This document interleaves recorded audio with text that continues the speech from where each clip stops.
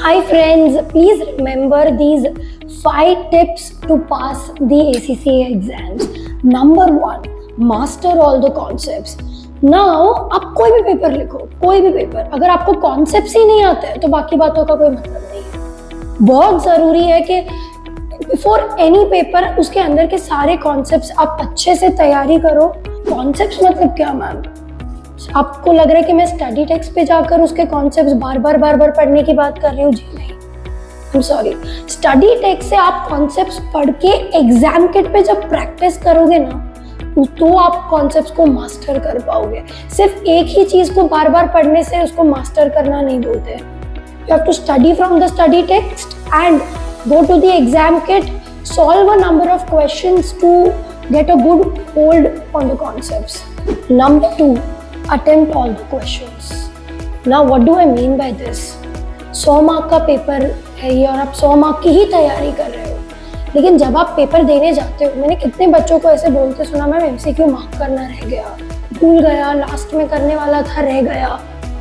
ये बहुत बड़ी मूर्खता है आपकी। अपने को पता है, we know that we have no negative marking. Out of the 4 options, you could have selected any option, or even if you don't know the answer, there is still a 25% probability to go right. अगर आपने select ही नहीं किया है, मतलब आपने अपना paper ही 100 में से 98 मार्क्स का कर दिया, 2 मार्क तो आपके ऐसे ही चले गए। Secondly, even for the constructed response question, अगर आपको नहीं आता, तो मैंने खुद एक आंसर देखा कि 8 मार्क्स का एक AAA का आंसर था, वो बच्चे ने कुछ नहीं लिखा, नहीं आता था। अगर आप 8 मार्क्स में कुछ नहीं लिखोगे तो आपको मिलेगा 0। कुछ भी लिख देते आप, कुछ भी, anything from the study text. थोड़ा भी अगर मुझे सेंसिबल लगता तो I could have given marks.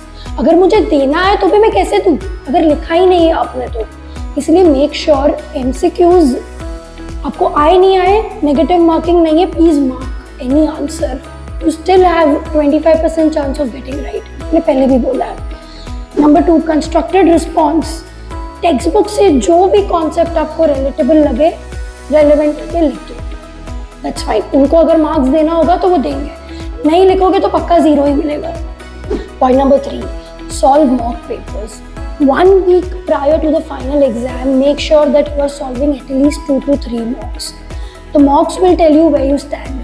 You will get a good idea of how prepared you are, and also mocks will help you to build the confidence to give the final exam.